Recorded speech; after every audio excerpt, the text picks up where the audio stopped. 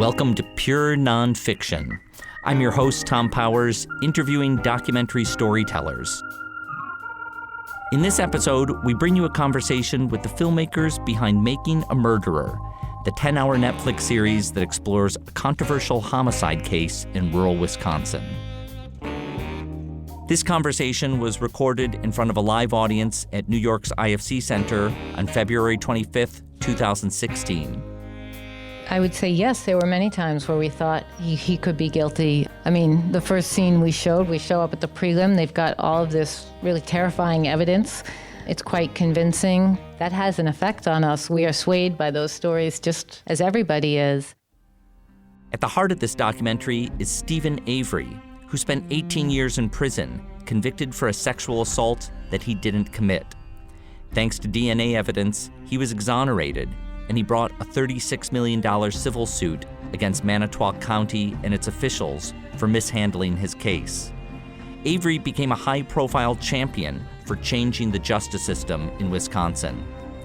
Then came a shocking twist.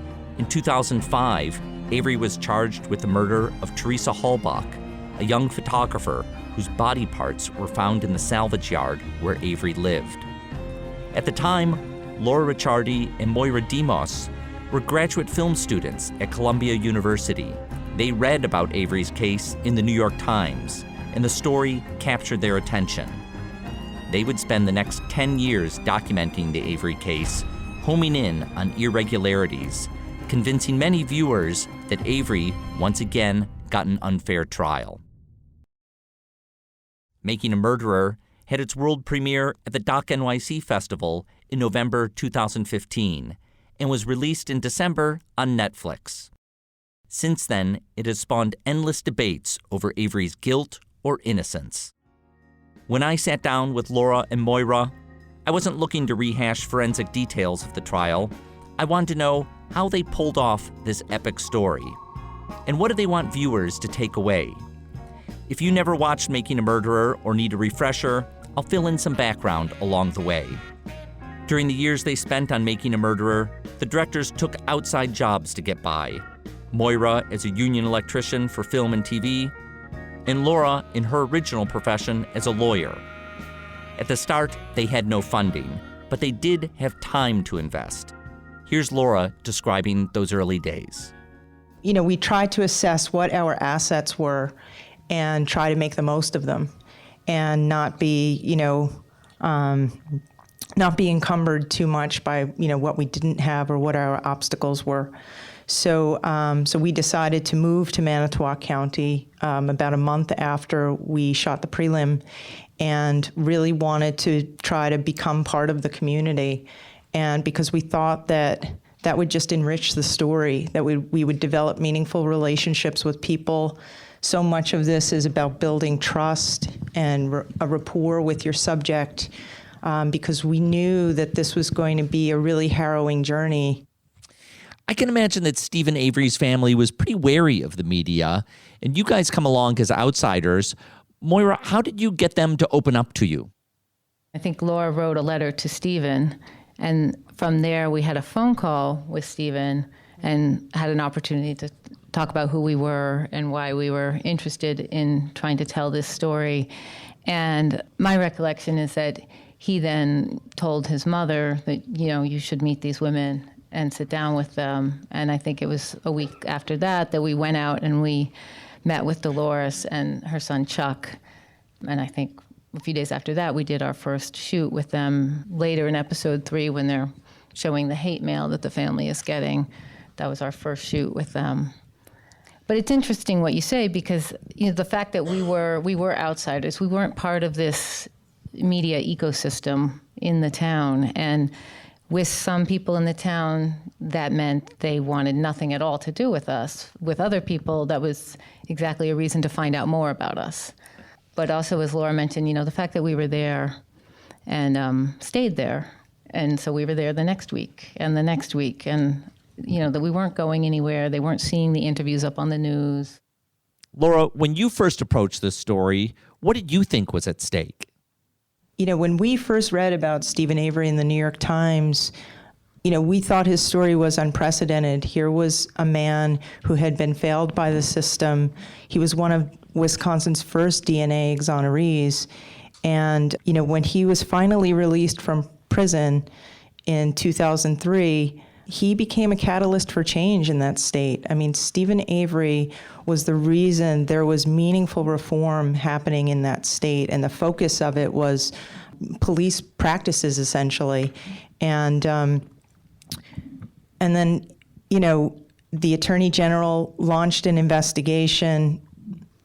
It had no teeth, essentially, or the Attorney General just punted, essentially, and that was a big letdown. And Steven decided to bring a lawsuit in order to try to hold the people he believed had purposely wronged him accountable, so that they would never do that again, and that there wouldn't need to be other Penny Bernsons or other women like the woman Gregory Allen attacked while Steven Avery was serving Gregory Allen's sentence.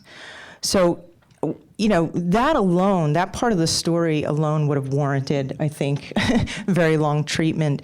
But then to have that very person who's on the ascent, who's a catalyst for change, who's in a position to improve the system, immediately be taken down by accusation and physical evidence that you see at the preliminary hearing just made us think, like, this is like the greatest gift to us as filmmakers. We want to see this guy he's been pulled back into the system, and we want to know whether it's the same system or whether there's been any meaningful change beyond DNA technology or legislative reforms. Now, you were filming these cases as they're ongoing. How did that affect your approach? Well, I'm not the lawyer, but I did learn a lot making this series. But,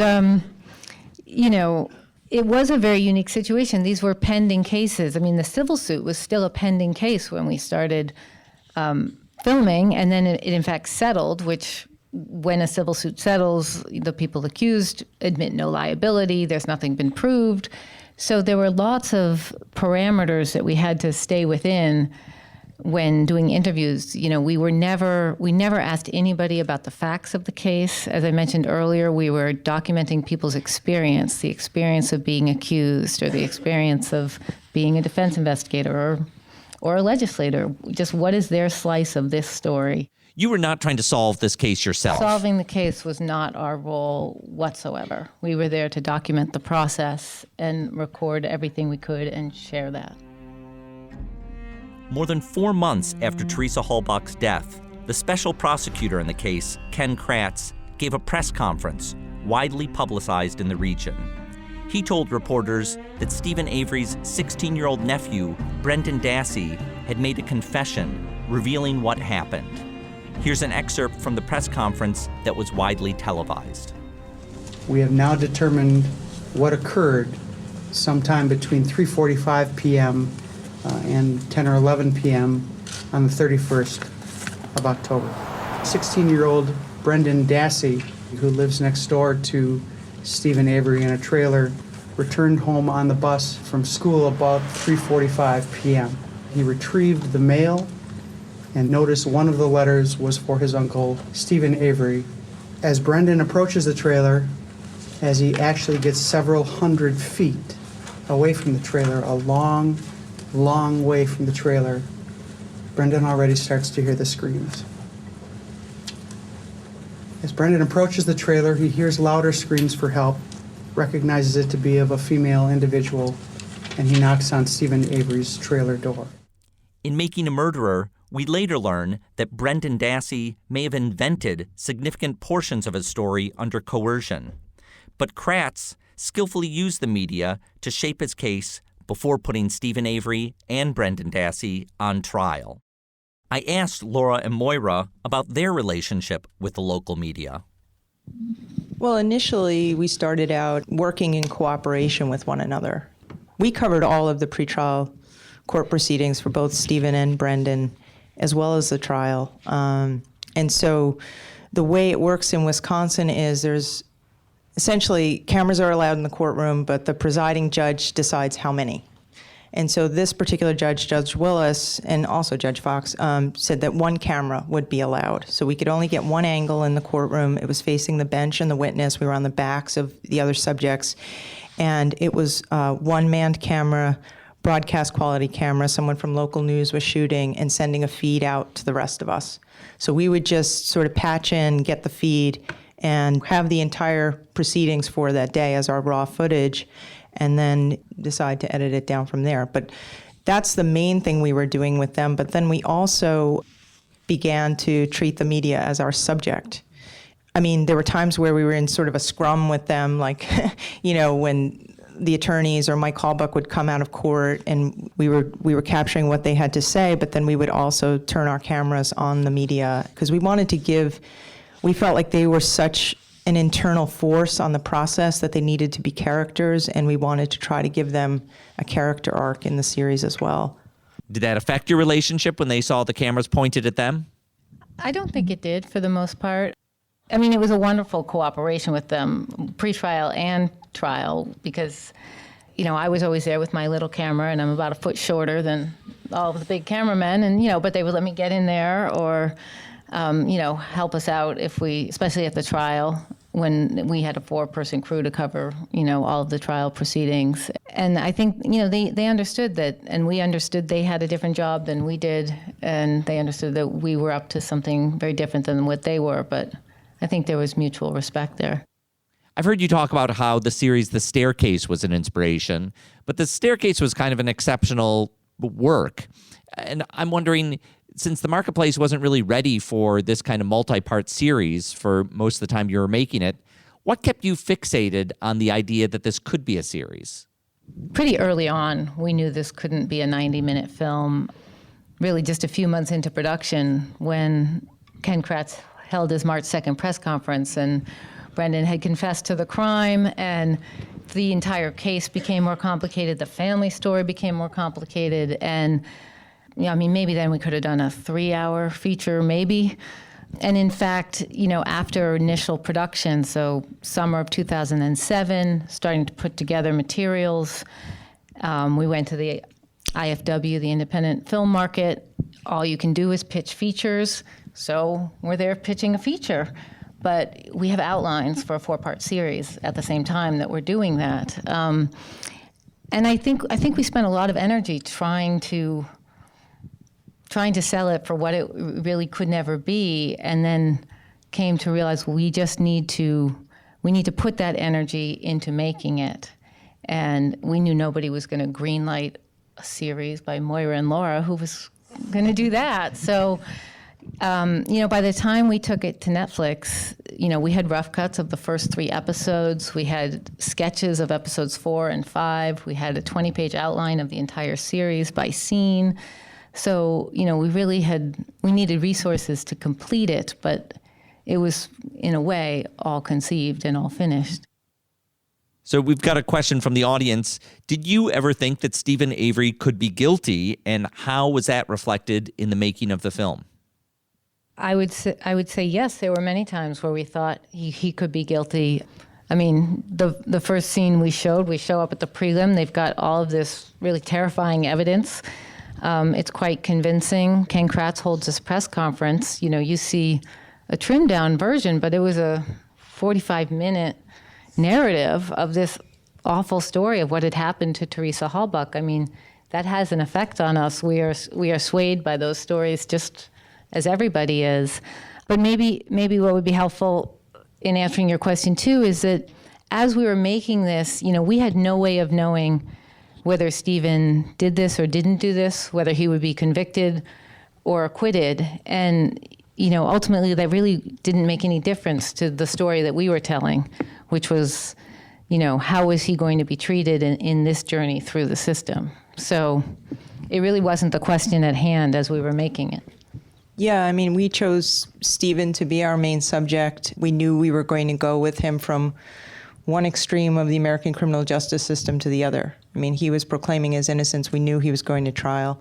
And what we really wanted to document was this man's fight to prove his innocence and to restore his reputation. We didn't know whether he would succeed, but we knew that what we were documenting was the experience of an accused in America. For 8 years, Laura and Moira pushed the project on their own. Then in 2014, Netflix came on board.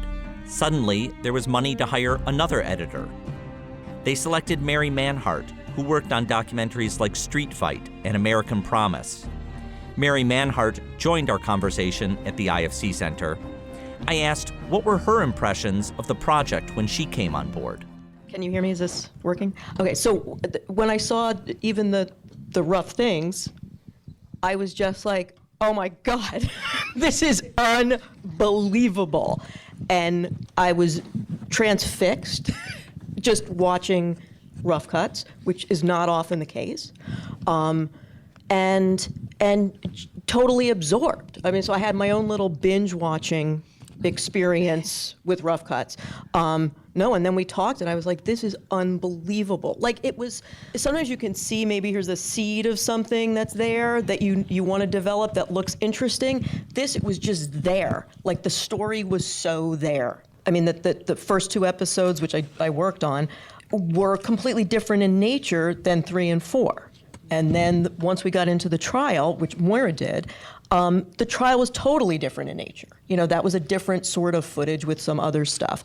And then 10, I did, and it was a totally different thing again. So that was definitely a big change. I mean, when you're working generally in an hour and a half to 2 hour blocks, to think that someone could actually be sitting there for 10 hours or 5 hours or 3 hours, it's a different sort of thing. And the cliffhangy aspect of it was hard to get, as was the fact that on Netflix, in a streaming situation, you don't need to reset at the beginning of each episode. The way that it's going to be viewed changes the way you cut it in subtle ways, but they're there. So not having to reset and remind everyone, well, here's where we're at, and here's where Stephen is, and here's where Brendan is, because there was a week before, since you last saw the episode. All of that stuff, it sounds like little mechanical things, but it's a big, you're talking about planting seeds for stuff that isn't going to come up for 8 more hours or 7 more hours. Yeah, so it was a big adjustment, definitely. What stood out to you visually in this footage? One thing that was really important to me, and another thing that really grabbed me, and I think this footage had just been shot or had just started to be incorporated into the rough cut of episode 3 or 4 that I saw before I came on, was the footage of the yard, the salvage yard itself.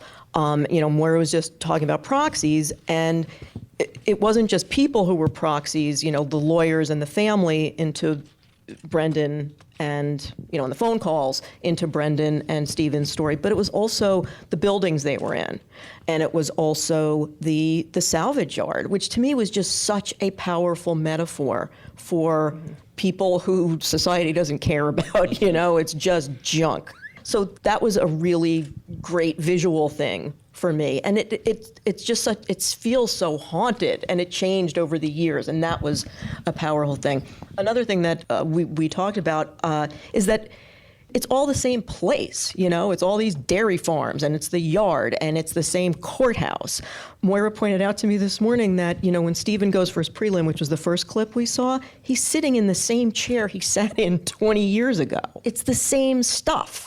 And that is also a strong visual and metaphorical indicator of what's actually going on here.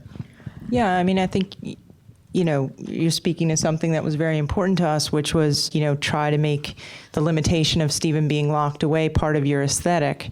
And so we decided, we wanted Manitowoc County to be a character. We wanted the Avery Salvage Yard to be a character. So the idea of location as character, and then also taking the beautiful imagery, much of which Moira shot, and Ira Singh, the incredible cinematographer, and my sister Danielle Ricciardi, who is one of the camera people on the series, take that imagery and help that to evoke some of what Stephen was feeling, while he was locked away and speaking to us. Moira, when did you begin editing? Were you editing during the process of filming? We were, yeah.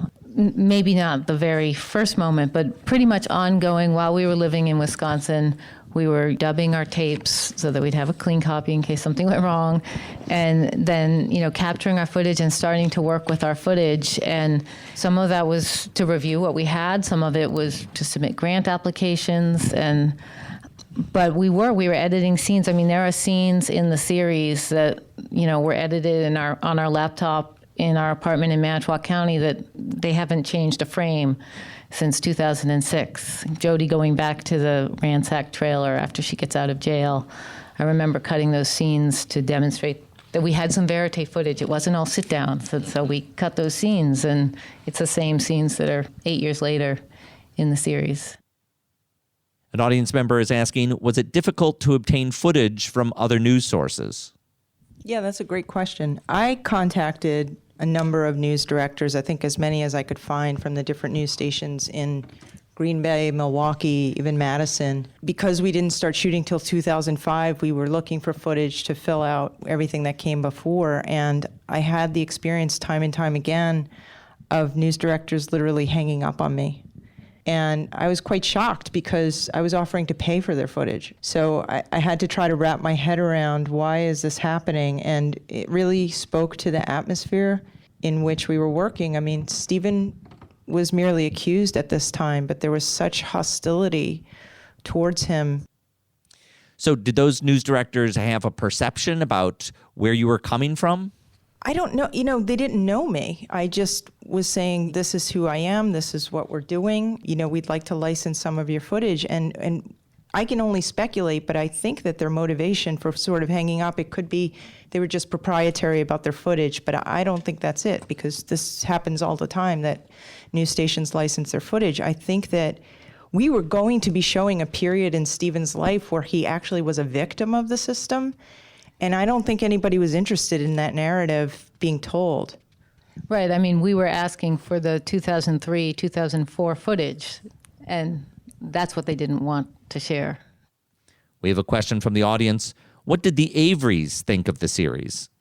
Well, it's interesting. I've spoken to Mrs. Avery about it, and she waited for Mr. Avery to come back from Crivets to watch it with him, and they were very pleased. And I think mainly because of how they're represented in it. They feel that it captures who they are and their value system and what they're about, what their experience was. So they're appreciative and very positive about it. And spoken a little bit to Stephen about it, although he does not have access to the series, so he's just, strangely enough, he's heard from other inmates whose family members have watched the series what those people think of it. But he was telling us recently that he's been receiving lots of encouraging letters and that people are commending us for our work on the series, and he's just happy with it. So, another question from the audience. How has the justice system responded to the series? I'm not sure exactly how they've responded. I know, yes, Ken Kratz has spoken publicly with lots of things he has to say now. But we haven't heard directly from anybody in the Justice Department. Yeah, just to be clear, Ken was, I wrote a letter to Ken Kratz in September of 2006, which is actually part of the public case file. So if you'd like to read it, you can. No, and I mean that seriously, because I'm really proud of that letter. I did not receive a response from him, but he did try to subpoena our footage 2 months later. So I think it would have been terrific if Ken Kratz had sat down with us. We wanted to hear from everyone. We wanted to talk to prosecutors, to judges, to the victim's family, to Penny Bernson, and lots of people we considered key to the story declined, unfortunately. But the good thing was this was playing out, at least the Halbach case was playing out in a public forum, and we were there to capture that. So, we still were able to include Ken Kratz's point of view in the series and Mike Halbach's because they were speaking publicly. You had a perspective that no one was telling in this case. And I wonder, in the long period of making it, if you ever had an urge to rush something out, like 5 years into the process, just to get something on the public record. sure, we always were hoping we could get it done faster than we did get it done. But I don't think, at least for myself, I don't think I ever had the urge to try to, get an incomplete version or let's just push this through and get this out. I think partly because, so much of even the original incentive to do it was what a unique and unprecedented opportunity this was. And I think it surpassed that from what we initially thought. And so what we were beginning to gather, we wanted to do it right. And we knew we only had one opportunity to do that. And so I don't think it was a question of, are we losing patience? Do we just want to get this out there? I think as outlets were not really presenting themselves to us, we just kept making it and, we'll put this up on YouTube and get it out to the world. Like, it was a determination to finish it and finish it right that I think drove us and kept us going. It did at times get really difficult for Moira and me, partly because we're life partners as well.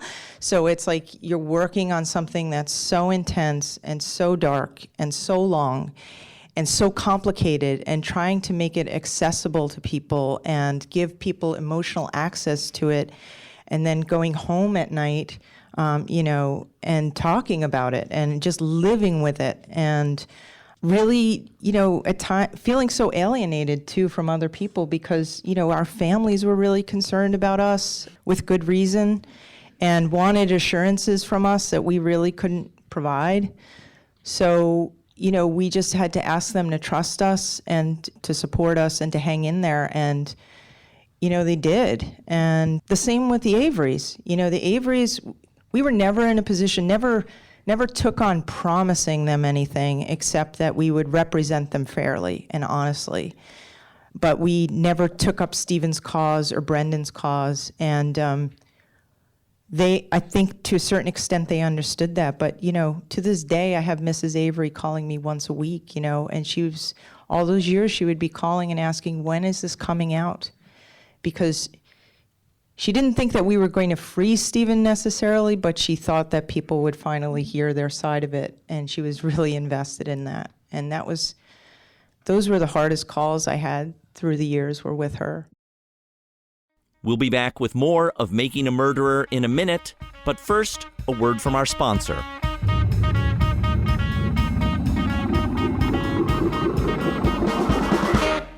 Pure Nonfiction is brought to you by Sundance Now Doc Club. Watch hundreds of documentary films selected by head curator Tom Powers and guest curators such as Ira Glass, Laurie Anderson, and Susan Sarandon. This month on Doc Club, look for the collection of true crime films, including the groundbreaking series The Staircase and Werner Herzog's Into the Abyss. Download the Doc Club app or go to docclub.com to sign up for a free month.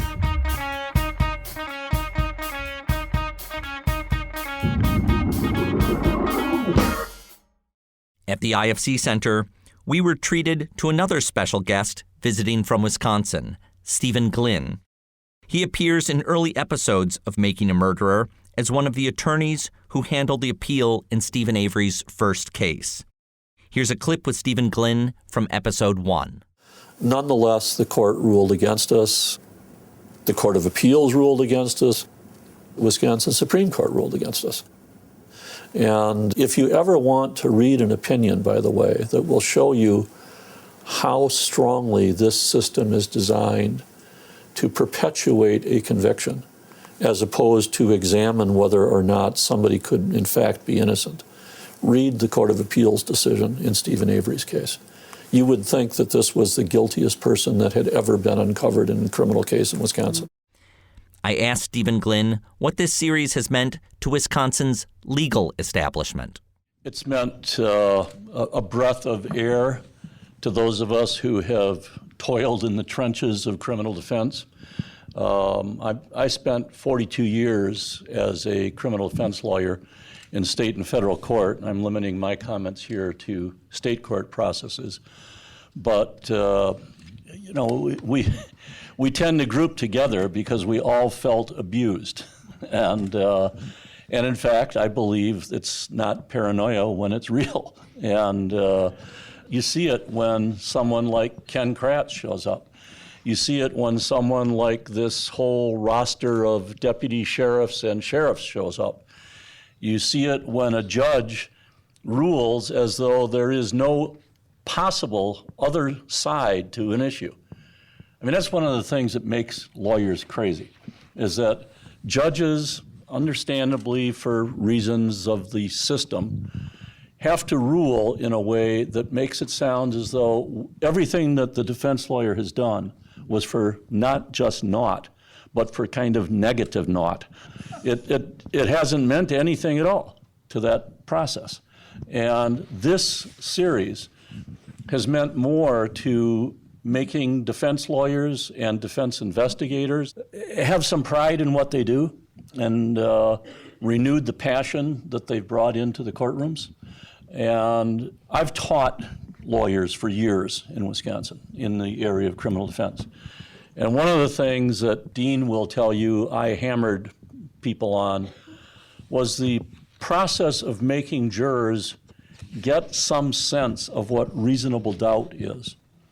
Because I don't think there's anybody in the world who can be honest about the Steven Avery case, I'm talking about the Halbach homicide, and say that there's not reason to have doubt about a guilty verdict in that case. I mean, if you do, then there's something wrong with you, and you ought to see a doctor. But 12 jurors came to a contrary position.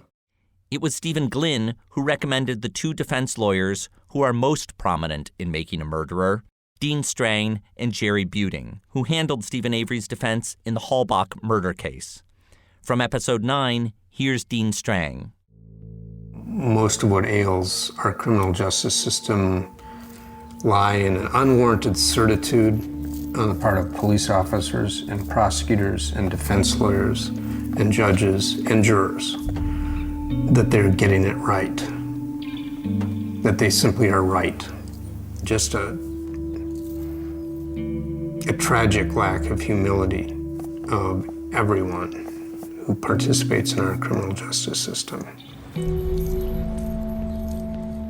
His comments are followed by Jerry Buting.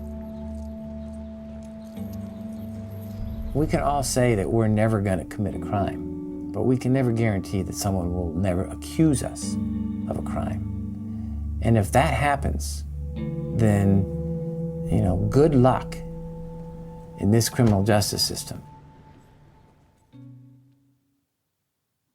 I asked Laura and Moira what they hoped audiences would take away from watching the series.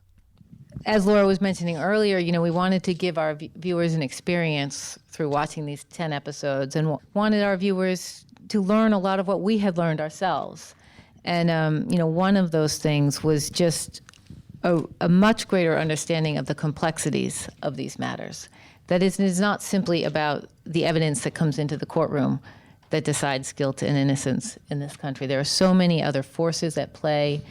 And, one of the things we learned from Dean Strang, actually, and I think it's in the series, is, we talk about truth and justice. Those are the values of our system. But, what do we really mean by that? And a greater understanding that this process is not always a truth-revealing process. You cannot necessarily count on the truth emerging. And as Dean explained it so eloquently, justice is what you do when you're uncertain. I would add there are a couple of lessons that we felt we took away from the series, and maybe viewers feel this way themselves. But, as Jerry says at the end of episode, oh God, now I'm forgetting. At the end of episode 9, he says essentially that any of us can be accused, can find ourselves accused. And I think we felt he was sort of mentioning the relatability of all this to viewers, and that was really impactful for us to hear that and to contemplate that, and just how scary that is, because we don't have control if someone accuses us of something and can't necessarily defend ourselves or disprove it. So that's pretty terrifying. And, another thing that we learned is that, when there's a wrongful conviction, that means that the wrong guy or person is in prison and the actual perpetrator is still out there. So if we as a society are interested in protection and safe streets, essentially, we should also be interested in trying to get it right. We should be interested in justice. So those are two main things we took away. We have a question from the audience about how social class is such a factor in this story. How did you think about that? You know, class is not only about how much money you have in the bank, but it's about your access to resources, your power, essentially. And what we found was Stephen was most powerful in that window between 2003, after he'd been exonerated, up until early November of 2005, before he was arrested in the Halbach case. But once he was accused, I mean, he lost all his power, I would argue. I mean, it's interesting to look at Stephen's position relative to Brendan's, because when Stephen settled the lawsuit, he came into some money, and he had the opportunity to hire private attorneys, Dean Strang and Jerry Buting. Up until that point, he was being represented by the Public Defender's Office from Manitowoc County. So Stephen, you know, was no longer indigent, and he had private attorneys, whereas Brendan, we see what happened with Brendan. He had his first appointed counsel. That person stepped down the very day he met Brendan. He went in to Brendan's initial appearance, said, and you see it in the series, essentially, this kid only did the things he did because his uncle made him. And then he said, you know, we're going to waive his right to a preliminary hearing, and then stepped down as the kid's lawyer, citing as his conflict that he was a cousin of the victim. And then who replaces him but Len Kaczynski? I don't know, Steve, if you want to pick up more on how class played a part in this, or Moira. Well, I've had a lot of people talk to me about the series, and they've made the same point, which is how class plays a role. And where you really see that is in the first of Stephen's cases. In the second of Stephen's cases, Stephen had about as good a defense as he could have gotten. He had two lawyers, both of whom were excellent. I kind of picked them out and told them that those should be the lawyers. I mean, I don't take that lightly. I mean, Stephen was somebody that I'd grown close to. And you also need to understand that we're conducting these depositions, and we're cheek to jowl. I mean, Steve is sitting, if I'm doing the questioning, Walt is sitting here and I'm over there talking to the witness, and Steve is sitting here. And whenever there's a recess, we're talking about his new truck, or his new girlfriend, or the problems that she's got, or his mom, or, you know, something. And then to get a telephone call saying that the guy has been arrested, or is in the process of being arrested for a homicide. My spouse could tell you that, I mean, I was so physically sickened by this. And understand, I wasn't a new kid on the block at that stage. I mean, I'd been doing this stuff for 30 years. That I literally went into bed, pulled the covers over my head, and said, I don't want to talk to anybody, because the phone was ringing off the hook. And I said, I don't want to talk to anybody because I don't know for sure what I'll say. And so let's pretend we're Buddha and practice the divine silence. I mean, it just seemed the thing to do. Stephen, I understand why you, as a criminal defense attorney, responds positively to the series. I wonder if you can give us insight as a resident of Wisconsin, how other people in the state are reacting. Well, there's a lot of hostility toward these two women on the theory that they have played Wisconsin unfairly. Then among those people who think and who are a little more educated and are a little more thoughtful about these sorts of issues, there's appreciation, because these are facts that need to be told, and these are issues that need to be developed. And I mean, for a long time, I've been a member of the board of directors of something called the Wisconsin Innocence Project. It's that group which technically freed Steve in the sexual assault case. They're the ones who came in after Rob Hennick and I had taken our shot at the DNA evidence, and they took theirs at the point when timing was better. Shortly after Stephen was charged in this case, They delisted him, if you will, from their list of exonerees. They took him off their website. It was as though they were embarrassed about it. My immediate reaction when you asked me the question was going to say, well, Tom, it's actually cold as hell in Wisconsin. That's the temperature there. But the reality is that that's also kind of the way people were responding to this. Your approach to this filmmaking was very deliberate and patient. But since the series has aired, the dynamic has completely changed. People now respond quickly on Twitter to any new theory or piece of evidence. Yeah, I mean, it's frustrating, to say the least, to, read an article more or less accusing us of our motives or accusing us of leaving things out, and there's 12 factual errors in the 2 paragraphs of the article. And, our integrity is in question, and they're journalists. And, so we just sort of have to disengage from that and try to have more meaningful conversations. Why is it that the Wisconsin Supreme Court says these cases aren't even worth looking at? Not they're not worth getting a new trial. They're not even worth putting a question mark at the end of that. Those are things we need to be talking about. Yeah, and I think it's quite natural that people are taking to social media to talk about this. I think it's quite natural, that people started a petition, signed a petition. What we've found is, in what we've been able to read, is, that people were moved by the series. Some people talked about how they were horrified or they were outraged. And to us, it seemed like people were looking for a way to voice that and to take action. But part of the problem is that we're not aware of what mechanisms are in place to engage with these problems.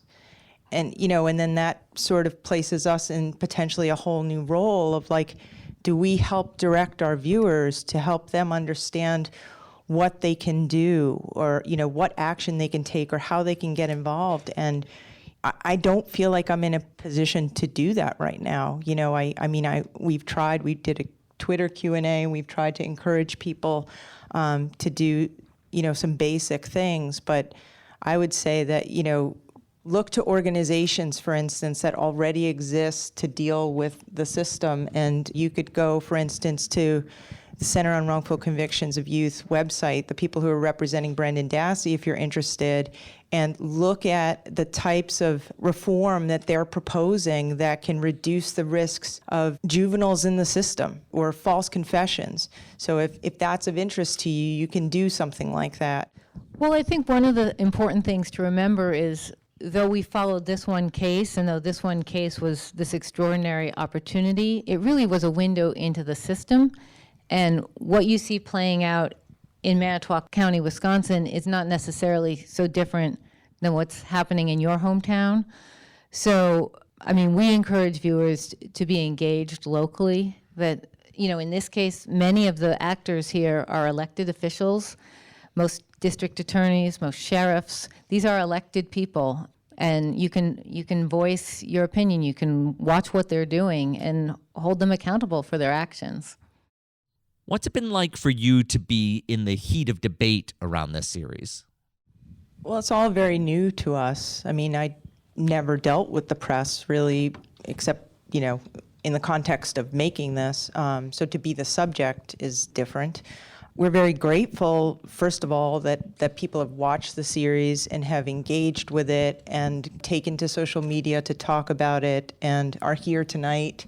We're thrilled about that because we made the series to promote a dialogue, and we feel like there's so much more to talk about. And so one of the aspects of coverage that's been challenging for us is trying to understand the nature of it, the motivations of it. It's in many ways taken on a life of its own. And I cannot keep up with the headlines that are sent to us every day, the tweets. We appreciate it, but I can't keep up with it. I certainly can't engage with all of it. Question from the audience for Stephen Glynn. Do you think it's possible that Steven Avery could be found innocent at this point? Yes. He could get a new trial. The new trial could have new evidence. the new evidence could cause a reasonable jury to say there's reasonable doubt.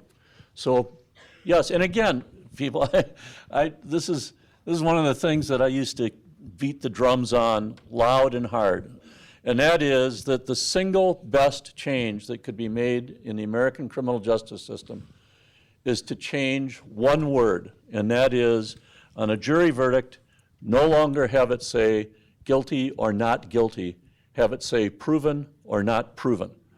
Because that is what our system's about, and juries who understand that acquit when they have questions. And juries who don't convict, even when they shouldn't. Laura Moira, as a final question, as this story keeps unfolding, what are your plans? Well, I mean, we hope to have more events like this to be able to speak to our viewers. I mean, we're so grateful for this opportunity, and we're grateful for all of you. I mean, as Laura mentioned, you know, throughout this whole process, the shooting, and especially in the long years of editing, you know, we always had our viewers in mind. You know, we were often told, you know, you can't change television, people have short attention spans, you know, that character isn't compelling, but we did have faith that people would be interested in an in-depth look at things, people would have patience to sit in a scene and absorb it, and we are grateful that people have watched, and we hope to have more opportunities to really speak about everything that gets churned up and that comes up in the series. Well, I'll just add, I mean, we have gotten the question about whether we plan to continue to document this story. I mean, from our perspective, it's obviously not over. It's real life, and the cases are both still pending. We have no idea when the magistrate will make a decision in Brendan's case, but we do know that two potential outcomes there are the judge could release Brendan essentially, or order his release, or the judge could order a new trial. So, you know, we're on the edge of our seats about that. And Steven Avery has new counsel. We've spoken with Kathleen Zellner a couple of times now and talked to her about the prospect of filming with her. So, you know, and we continue to speak to Steven and record those conversations. So to the extent there are significant developments, we would like to continue documenting this. I want to thank the directors of Making a Murderer, Laura Ricciardi and Moira Demos, along with editor Mary Manhart, attorney Stephen Glynn, and the team at Netflix for participating in this conversation. In our next episode, we talk to veteran directors Fenton Bailey and Randy Barbado, who run the production company World of Wonder. Their latest film is Mapplethorpe, Look at the Pictures. The revelation was that he was so honest about what he was doing, even if it was at his own expense, even if it meant people wouldn't like him. And I think he was like a beacon of documentary art. You know, it wasn't just that he took these amazing pictures, it was also that he wanted the pictures and his story to be told, because the ultimate work of art was Robert's life. Thanks to the Pure Nonfiction team, series producer Michael Scotti Jr., coordinating producer Rachel Fishman-Feddersen, and executive producer Rafaela Nehausen. I'm Tom Powers. If you like what you've heard, the best way to support us is to subscribe on iTunes and leave a review, even a short one. You can read our show notes, learn about live events, and sign up for our newsletter at purenonfiction.net.